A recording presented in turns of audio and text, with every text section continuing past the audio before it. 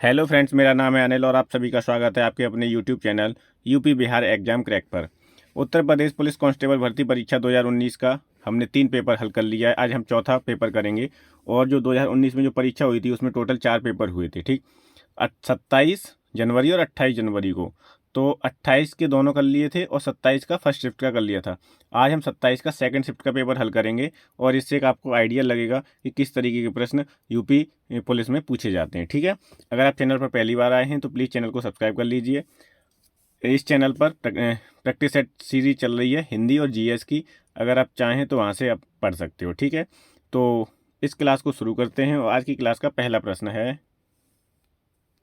वर्ष 2015 में स्वामी रामभद्राचार्य को किस पुरस्कार से सम्मानित किया गया था?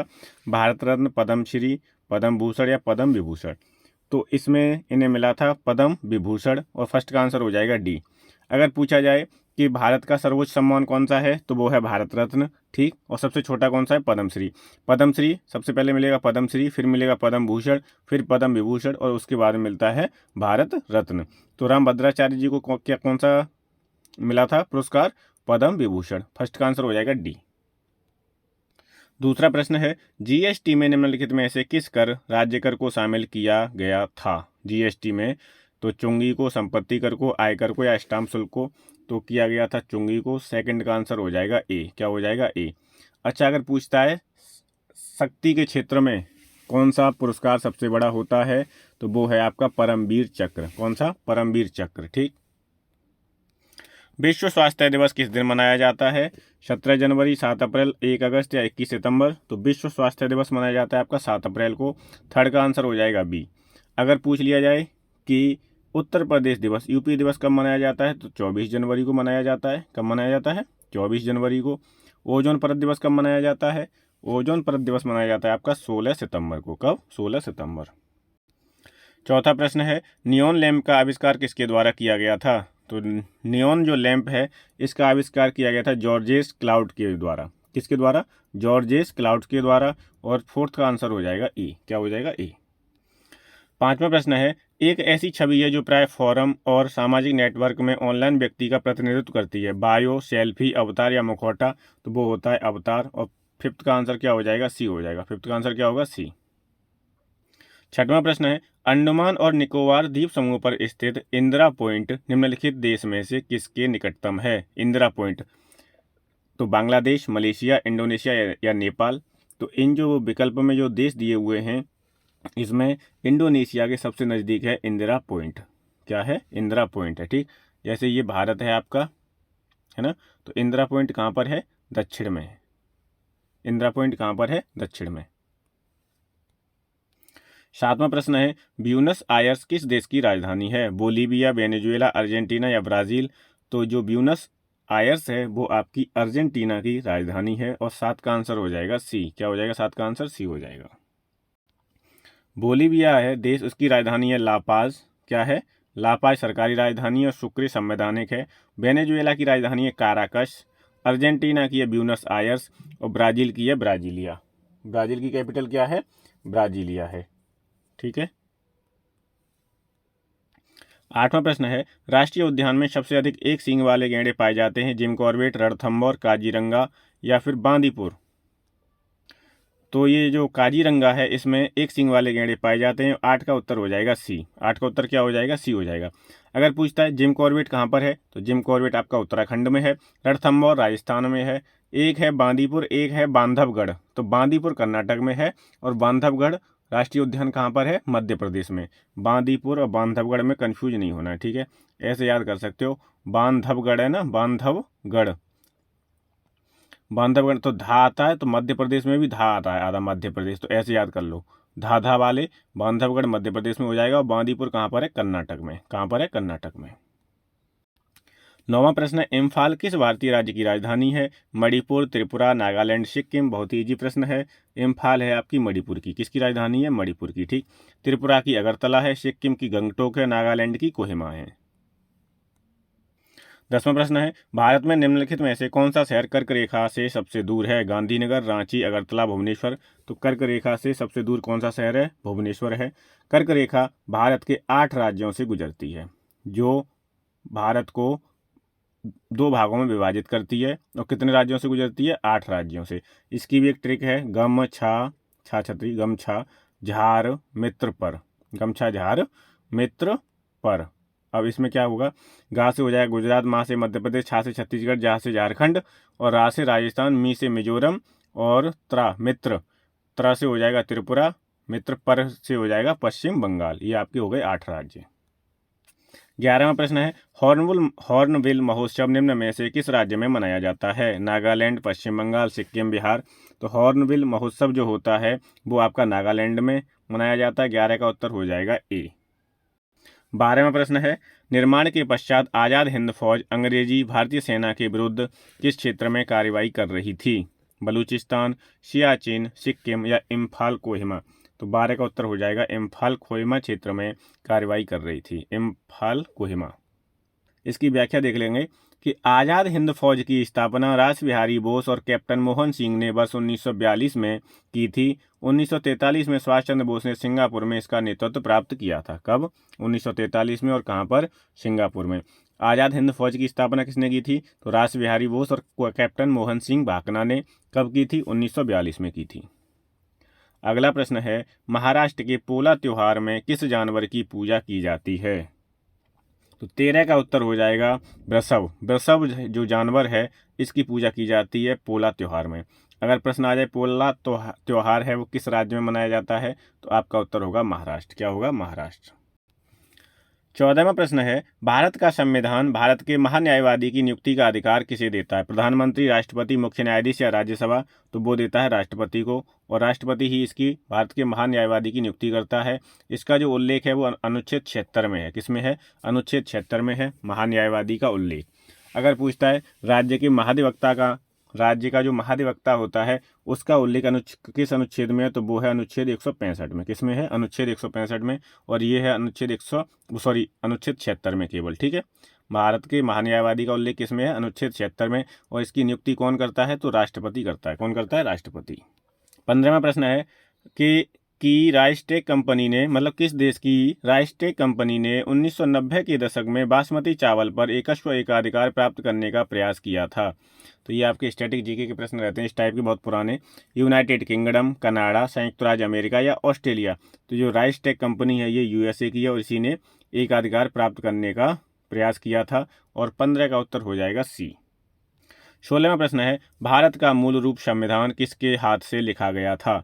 तो रफ़ी अहमद किदवई, कैलाश नाथ किदवई, प्रेम बिहारी नारायण रायजादा या कन्हैया लाल मणिकलाल मुंशी। तो भारत का जो मूल संविधान है वो प्रेम बिहारी नारायण रायजादा के हाथ से लिखा गया था। ठीक है, किसके हाथ से? प्रेम बिहारी नारायण रायजादा के हिसाब से हाथ से। कन्हैया लाल मणिकलाल मुंशी जो हैं इन्हीं के नाम पर केंद्रीय हिंदी संस्थान है। कहाँ पर? आगरा में। केंद्रीय हिंदी संस्थान, ये भी प्रश्न पूछा गया है कि संस्थान कहाँ पर है ये, तो ये आगरा में है, केंद्रीय हिंदी संस्थान। 17वां प्रश्न है, जब महात्मा गांधी को रेलगाड़ी से जबरन उतारा गया तब वे दक्षिण अफ्रीका में कहाँ जा रहे थे? प्रिटोरिया, जोहान्सबर्ग, केपटाउन या डरबन। तो वो जा रहे थे प्रिटोरिया। और 17 का उत्तर क्या हो जाएगा? 17 का आंसर हो जाएगा ए। क्या हो जाएगा? 17 का आंसर ए हो जाएगा। 18वां प्रश्न है, निम्नलिखित में से नृत्य का कौन सा प्रकार असम से संबंधित है? तो बिहू जो नृत्य है वो असम का है। कहाँ का है? बिहू असम का हो गया। नौटंकी जो है वो उत्तर प्रदेश की है। कथकली केरल का है। कथकली कहाँ का है? केरल का। और कथक है वो उत्तर प्रदेश का है। कथकली केरल का है और कथक उत्तर प्रदेश का है। गरबा जो नृत्य है वो आपका गुजरात का है। गरबा कहाँ का है? गुजरात का। 19वां प्रश्न है, किस योजना के तहत खोले गए सभी बैंक खातों में 5,000 रुपये ओवरड्राफ्ट की सुविधा दी गई है? तो वो है आपका प्रधानमंत्री जन धन योजना। और 19 का आंसर हो जाएगा सी। 19 का आंसर क्या हो जाएगा? सी। 20वां प्रश्न है, मौर्य राजवंश की स्थापना मगध में हुई थी जो वर्तमान में किस राज्य के नाम से जाना जाता है? पश्चिम बंगाल, पंजाब, बिहार, आंध्र प्रदेश। तो इसका उत्तर हो जाएगा बिहार के नाम से जाना जाता है। ठीक, मौर्य राजवंश की स्थापना कहाँ हुई थी? मगध में हुई थी, जिसे वर्तमान में बिहार के नाम से जाना जाता है। 21वां प्रश्न है, भारत निम्न में से किस संगठन का सदस्य नहीं है? दक्षिण पूर्वी एशियाई राष्ट्रों का संगठन, राष्ट्रमंडल, G20 और डी है दक्षिण एशियाई संगठन। तो इसमें से पूछ रहा है कि भारत इनमें से किसका सदस्य नहीं है? तो 21 का आंसर हो जाएगा ए। दक्षिण पूर्वी एशियाई राष्ट्रों का संगठन, वो जो है संगठन है, इसका सदस्य नहीं है भारत। बाकी राष्ट्रमंडल का भी है, G20 का भी है और दक्षिण एशियाई क्षेत्रीय संगठन का भी है। ठीक, G7 का भी सदस्य नहीं है भारत। किसका नहीं है? G7 का भी नहीं है। 22वां प्रश्न है, किस देश की महिला टीम ने दक्षिण कोरिया में 2018 में संपन्न हुआ कैरम विश्व कप जीता? तो ये इसका उत्तर हो जाएगा बी, भारत। ये लेकिन आपका करंट का प्रश्न है। ठीक है, अभी जो आपकी करंट पूछी जाएगी वो पूछी जाएगी जनवरी 2024 से जुलाई 2024 तक की। 24वां प्रश्न है, ईस्ट अफ्रीकन कैंपेन में भारतीय सैनिकों के बलिदान के सम्मान में एनडीए के प्रशासनिक मुख्यालय को ब्लॉक नाम दिया गया? केन्या, तंजानिया, सूडान या युगांडा? तो उसे नाम दिया गया सूडान और 24 का उत्तर हो जाएगा सी। क्या हो जाएगा? सी। 25वां प्रश्न है, अंतर्राष्ट्रीय क्रिकेट में 51 गेंदों में 103 रन बनाने वाली पहली भारतीय महिला कौन थी? तो वो थी हरमनप्रीत कौर और 25 का उत्तर हो जाएगा बी। 26वां प्रश्न है, निम्नलिखित में से कौन सा अंग अप्रयुक्त या क्षतिग्रस्त बिम्बाणु को हटाने में सक्षम है? तो कौन सा है? अवटु ग्रंथि, अग्नाशय, तिल्ली या अस्थि मज्जा? तो इसका उत्तर हो जाएगा तिल्ली। क्या हो जाएगा? तिल्ली हो जाएगा। तिल्ली और या इसे प्लीहा भी बोलते हैं। तिल्ली या प्लीहा मानव उदर में स्थित एक अंग है जो रक्त का संचित भंडार रखने के साथ साथ अप्रयुक्त या क्षतिग्रस्त आरबीसी लाल रक्त कोशिकाओं को नष्ट करने या हटाने का कार्य करता है। इसलिए इसे हम क्या बोलते हैं? आरबीसी का कब्रगाह। किसे बोलते हैं? प्लीहा को। प्लीहा को हम या तिल्ली को आरबीसी का कब्रगाह भी बोलते हैं। अच्छा, मानव शरीर का पावर हाउस किसे बोलते हैं? तो मानव शरीर का पावर हाउस बोलते हैं माइटोकॉन्ड्रिया को। कैसे बोलते हैं? माइटोकॉन्ड्रिया को। 27वां प्रश्न है, मिश्र धातु गुलाबी सोने में सोने के अलावा अन्य कौन सा धातु शामिल है? प्लेटिनियम, चांदी, क्रोमियम या तांबा? तो क्या मिलाया जाता है? तांबा मिलाया जाता है। और 27 का आंसर हो जाएगा डी। क्या हो जाएगा? डी। 28वां प्रश्न है, मोनोमर कैप्रोलैक्टम का किस बहुलक को प्राप्त करने के लिए बहुलीकरण किया जाता है? मोनोमर है कैप्रोलैक्टम का किस बहुलक को प्राप्त करने के लिए बहुलीकरण किया जाता है? टेफ्लॉन, नायलॉन 6, बेकेलाइट या केवलर? तो 28 का आंसर हो जाएगा नायलॉन 6। नायलॉन 6 आंसर हो जाएगा। 29वां प्रश्न है, शक्ति की भौतिक मात्रा की विमा क्या है? शक्ति की भौतिक मात्रा की विमा क्या है? तो शक्ति की भौतिक मात्रा की विमा होती है m1l2t-3। क्या होती है? m1l2t-3। और 29 का आंसर क्या हो जाएगा? बी हो जाएगा। 29 का आंसर हो जाएगा बी। 30वां प्रश्न है, CaSO4 ट्वाइस H2O का रासायनिक सूत्र क्या है? तो CaSO4 ट्वाइस H2O जो होता है वो जिप्सम का रासायनिक सूत्र होता है और 30 का उत्तर हो जाएगा बी। क्या हो जाएगा? बी।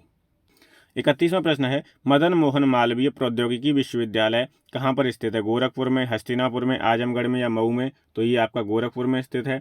31 का आंसर हो जाएगा ए। क्या हो जाएगा? ए।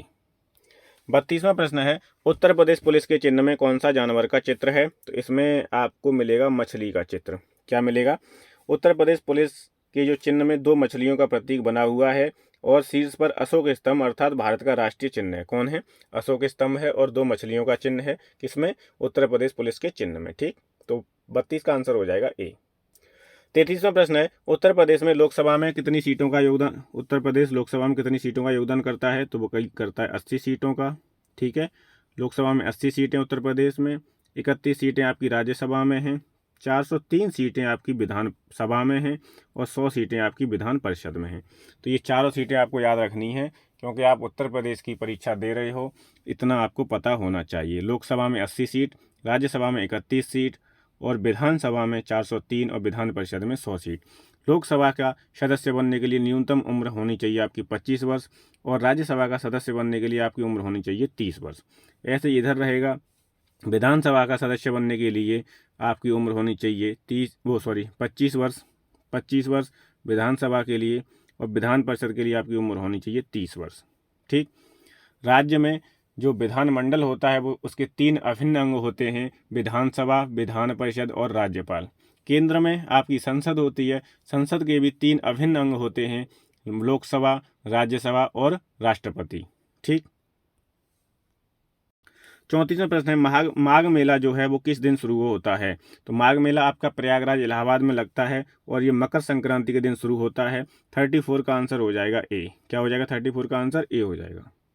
35वां प्रश्न है, कवि संत कबीर का जन्म संत कबीर का जन्म और पालन पोषण किस शहर में हुआ था? कानपुर, मथुरा, वाराणसी या अयोध्या? तो 35 का उत्तर हो जाएगा सी, वाराणसी में। 36वां प्रश्न है, लखनऊ घराने की नींव किस उस्ताद के द्वारा रखी गई थी? बड़े गुलाम अली खान, बादशाह खान, बिस्मिल्लाह खान या अमजद अली खान? तो लखनऊ घराने की जो नींव रखी थी वो रखी थी बादशाह खान ने। 36 का जो आंसर होगा वो हो जाएगा बी। 37वां प्रश्न है, उत्तर प्रदेश पुलिस के आधिकारिक ध्वज में 2 रंग होते हैं, लाल और हरा, नीला, पीला, नारंगी। तो लाल और नीला रंग होता है, लाल और नीला होता है, दोनों याद रखने हैं, ठीक है। और जो इनका राजकीय चिन्ह होता है उसमें 2 मछली होती हैं और अशोक स्तंभ होता है, ठीक है, ये भी याद रखना है।